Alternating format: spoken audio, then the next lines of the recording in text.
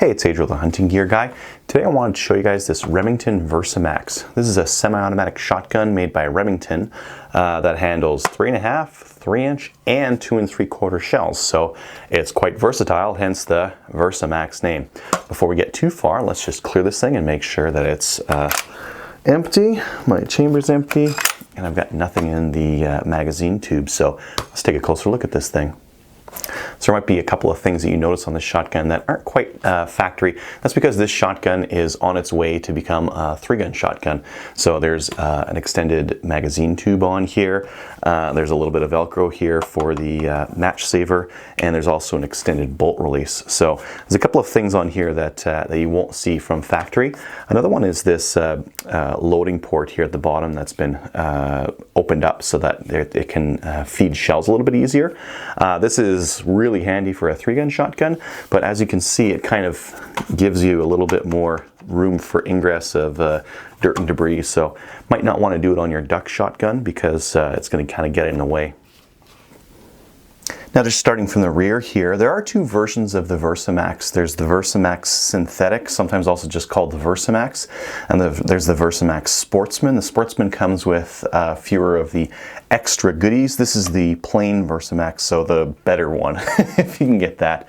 It comes with Remington Supercell butt pad, so nice and squishy butt pad here. We've got these molded in sling studs. I don't really like these. I prefer the steel ones, but for a gun like this, it could be fine. We also have these really grippy inserts that are in stock. Now, this Remington also uses this rubber insert here to help with cast and kind of fit of the shotgun. So that's going to help a little bit if you need to adjust it. One of the things I really like is that it's got a nice big safety here. This isn't a large safety. This isn't something that you used to see on shotguns, but you're starting to see a lot more. That's because you'll want to keep it on safe, because this is a semi-automatic. You typically, if you're going to go duck hunting, you will keep it loaded and on safe, and only when you're ready to fire will you press it off. So it's nice to have a nice big target to go for there, and it is actually really easy to pull in. Next up, we've got the bolt lock or shell release button. They do the same thing. So when there's nothing in the tube and you press this button, what it's going to do is allow you to lock the bolt to the rear, like so. Whereas if you don't do that, it'll just continue to cycle, so it won't lock to the rear there. Charging handle on the right-hand side of the bolt here, nice and large, easy to grab onto. You're not going to need to grab onto it that often because usually you're going to be using your bolt release button and your lock, but it's good to know where it is. The bolt release button is actually hidden by this extended one here. It's just a small-ish button about this big. For 3-gun, you need a bigger target to mash onto, so that's why we've got this larger piece attached here.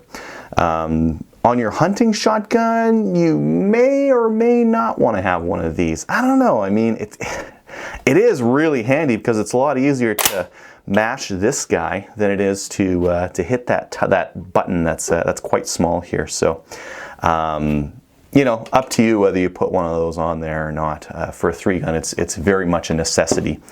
And then we have this beveled mag port down here. Now, one thing I will say about the Versa Max Synthetic, this model, is that these forks that are used, this actually aligns the shell as it's pulling up. So as the shell's going forward, this is helping to align that shotgun shell center so that it goes into the bore center. The Versa Max's chamber is actually a little bit squared off kind of as the shell's going into the bore here. So if it's not perfectly centered, it'll get jammed up on the side quite easily. So these forks are kind of necessary. A lot of guys who do 3-gun try to weld them so that they don't jam their thumb up when they're putting extra shells in there. And you can see there that's how you'll get your thumb stuck in there. But it is kind of required for this kind of shotgun to get it to feed reliably. So if you're going to hunt with this thing, definitely don't bother. Just leave it as factory. If you're going to shoot 3-gun with it, consider a welded lifter or a solid lifter so that you don't pinch your fingers in there. The other thing that's kind of interesting about the Versa Max is that it's got a little bit of a fat forend. That's because it's got these two gas pistons that are running right here, and that's different than most shotguns out there. Most shotguns are either an inertial action, or they're using the magazine tube as the size of their gas system, and they're kind of like reusing that part. So this one's got that extra parts on there, and that's why this forend's just a little bit thicker than a standard one. A little bit different. Moving on to the forend. Again, this is the Versa Max Synthetic, so it's got a kind of like a rubbery insert here on the forend, make it a little bit easier to grip, especially when it's wet. And then we've got this nice ribbed top along the top here, so you can see the ribs in there. It's very easy to see down. We've got a mid bead here. I don't really use these, but I know that some people really love them, so it doesn't hurt. It's just another aiming aid. And then the other thing that the Versa Max has is these removable insert fiber optic front sights. So this actually has like this little brass bit under it that you just insert a shim into, and then it'll come right out the back. So you can change it out. If you don't like green, you can pull this guy out and put a red one in. You know, some good flexibility there. The other thing the Versa Max Synthetic does is it comes with the chokes, so it'll come with one inserted and then several others that'll come with as well. So good choke selection. By the way, these chokes aren't the standard Rem chokes. These are Pro Bore chokes, so they're a little bit hard to find. You're not going to find a whole ton of these things out there. My local Cabela's had like some aftermarket ones, and that's it. You know, they're probably, maybe they're better at patterning, and that's why Remington had to make a change. So keep in mind that these chokes are different than the regular ones that Remington has. So just to show how this thing is used, I'll just really quickly load it up. This is a fake shotgun shell, as you can see that rubber in the back there. Load her up in there. Now, if all you do is cycle this thing, you're not going to get a shotgun shell. It's just going to go forward, not do anything. That's how most semi-automatic shotguns work. If you want that shell, you're going to need to press that shell release button, and that will fire that shell in onto the lifter. Now you can load that shotgun shell. Alternatively, let's just get that guy out of there. Alternatively, what you can do is lock the bolt to the rear, chuck your shell in, and press your shell release to load it up. Now you can feed in your other remaining shells in there, and your chamber's loaded and your tube's loaded. Don't forget to apply the safety as well. Why don't we go ahead and disassemble this shotgun? So we're going to start from the front here. I'm going to pull this extended tube off here. Now the factory tube is crimped, so it'll actually hold the spring on, and it'll have like a plug so you can take it waterfowling, but this one doesn't, because this one's again on its way to becoming a 3-gun shotgun. With that front extension tube off, we can pull this forend off. And with the forend off, you can start to see, oh yeah, there's those two pistons there. So they kind of run both alongside here, and they'll move back and forth here to operate the action.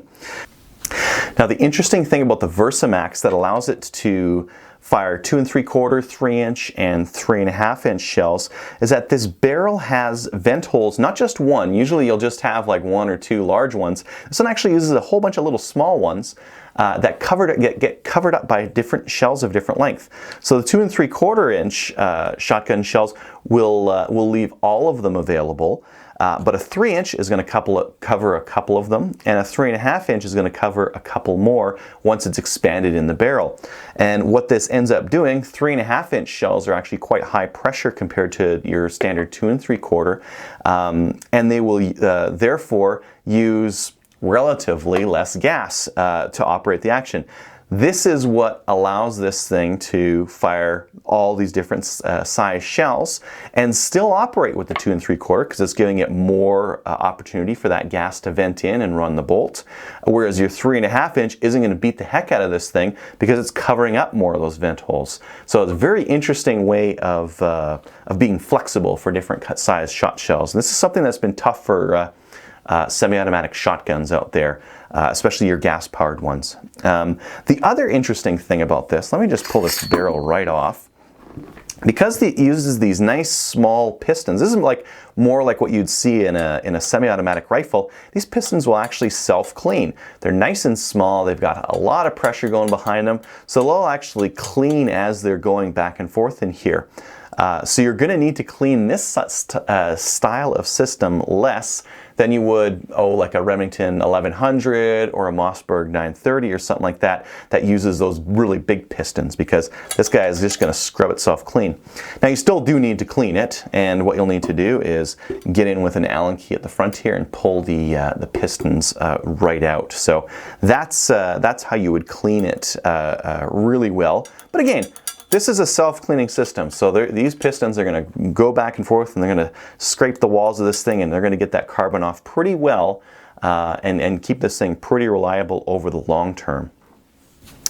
Now, to pull the bolt out of this thing, all you need to do is press the bolt back a little bit, just the bolt head, then you should be able to pull out the bolt handle. That will allow you to pull the bolt out. Now, one of the interesting things to me is that, you see this little tail in there, right there? That actually is where the recoil spring acts against. So some shotguns will use a recoil spring up front up here, and some of them use it in the stock. This is one that uses it in the stock. This tail here will actually, as it's sitting in this shotgun, get back here, as it recoils, it presses back and into the stock. So that's where that spring is. This is actually the desired system because it leaves more of that weight back here, and it leaves less bulk up front. So you get a nice thin forend, you'll end up with a little bit more weight back, so it makes for a better shotgun system. So there's our bolt, pretty standard style setup. We've got a cam pin along the top here, and pretty nice and easy to use. You shouldn't have to get into this bolt very often to clean it, because most of the gas and the action should be happening up here. Now, to pull the trigger group out, it's really easy. We've just got a pin right here. All you need to do is depress that guy. I'm going to go ahead and pull it out. And then your trigger group should come right out there. You heard that click there? That was just the shell catch run on the inside there. So it's completely out now, and you can see that it's empty, and that spring at the back is right at the back of the receiver here. I'm just going to throw that off to the side for now. Here's our trigger and hammer assembly. This is all our shell latch, our trigger and our hammer and all that kind of stuff. So if we wanted to, we could take that safety off very carefully. I'm going to hold on to the hammer and pull the trigger. There's the hammer off right there. And for this guy, there's a circlip. This is exactly the style that the Benelli and Stoeger and Beretta and all that kind of stuff, they all kind of operate the same way. There's a little circlip here that if you pull that out, you can pull this pin. And with that pin, you can pull the hammer, you can pull the shell latch off here, and you can get access to the hammer spring, which is underneath this, it's not a piston, but kind of like a cap right there. So again, very super standard system. On this version, they use coated materials here, so this will be more water protected and rust resistant than on the Sportsman. So again, if you're going to go out and do a lot of waterfowling, you may want to go for the Versa Max Synthetic instead of the Versa Max Sportsman. You can see here, there's our hammer catch. We also have our disconnector here as well, so this thing, you wouldn't want your shotgun to go full auto, right? So there's our disconnector there, and as I release the trigger, it puts the hammer back up. So that'll stop the hammer from following it and going full auto on us, which is a good thing, right? Now, to reassemble, all we're going to do here is, there's actually a catch towards the back of this trigger group, so I'm just going to go ahead and, I might have to get my head in the way. Oh yeah. There's that latch there. I'm going to snake my finger in here. There's this latch here that I'm going to press in. See that? I just need to get that out of the way so that this guy can get in there. And there, it's in there. I'm just kind of like visually looking through the pinhole here just to make sure that it's lined up. No, not quite. Let's try that. Come on, I know you're almost there. No, no. Let's see. There we go. Perfect. And I'm just going to press it in. You'll actually hear a click. There's a little clip that's acting against that pin. That pin has like these little divots around it. So now it's in place, and it shouldn't move from there. Next up, I'm going to go ahead and put my bolt in. Make sure your hammer's back. I'm going to throw my safety on so I don't accidentally throw it out. This tail here is going to have to act against that plunger, so you might need to wiggle it to get it into position. Let's see. Yeah, see, I don't have it in position right now. Sorry, I got to do this off camera. I'm actually holding the shotgun vertical and just pressing back so that tail hits the right spot. Next up, I'll need the charging handle. What did I do with it? Ah, there it is. The charging handle does have like a little bit of a lobe here that's going to act against this this bolt here. So I'm just going to, again, make sure you're pressing back on the bolt head and turning it, and then it should just snap right in and it'll lock it into place. Next up, I'm going to put the barrel on. Before I put it on, I'm just going to lock this bolt to the rear. So I'm going to press my bolt catch in and then lock my bolts to the rear. Just while you're putting this barrel on, just make sure you're extra careful throwing it on. Don't need any extra scratches on this thing for nothing. And it should just slide. This is actually one of the easier ones to put on compared to a lot of the other stuff out there. This forend, now the surprising thing, there's nothing at the back holding this. All that's holding this thing is this plastic sleeve here that's sitting right here on that magazine tube. So get that guy on there. Magazine spring. Oh, this is way easier to do than when you're not on a table.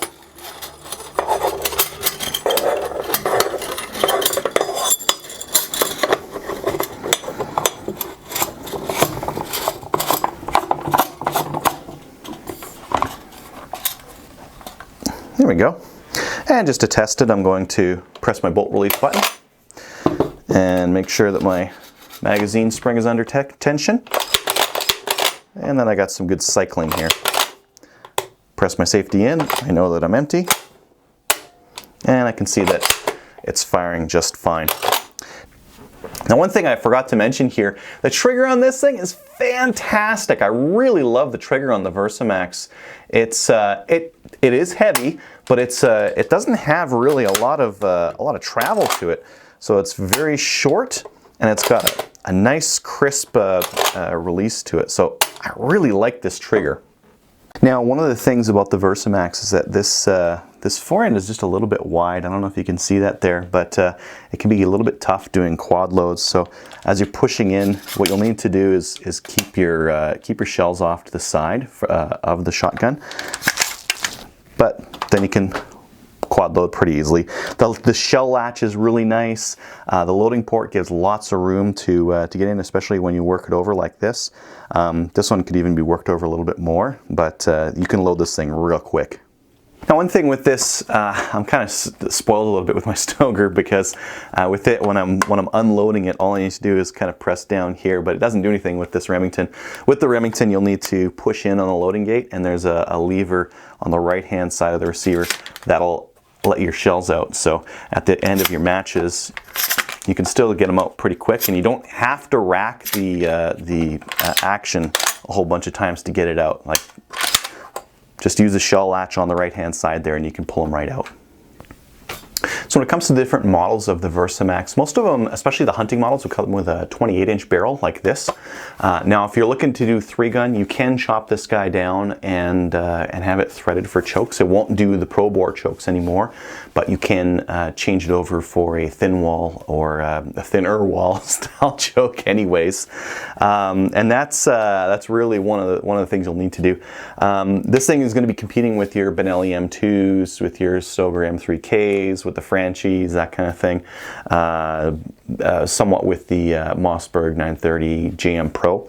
The advantages to the Versa Max, it's gas operated. It is actually pretty heavy, so since it's gas operated and it's kind of heavy, the recoil is pretty doable. It doesn't really recoil a heck of a lot, especially compared to your inertial action shotguns.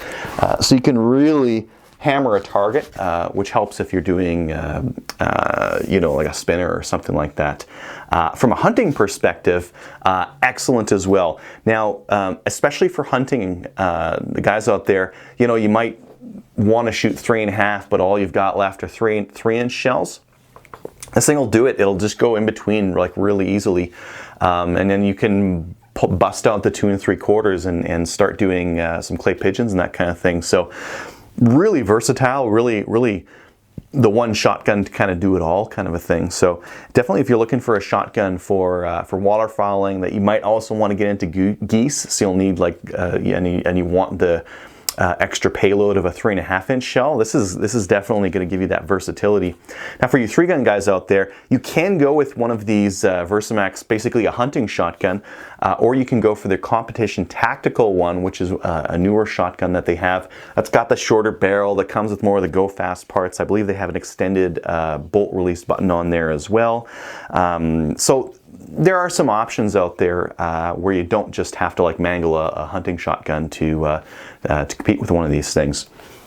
I will say that because of the weight and the gas action on this thing, reliability is pretty good. It's not quite where some of the inertials would be, but just because it's got that self-cleaning gas action, a lot better than the ones that typically use that much bigger gas system that is the size of the magazine tube.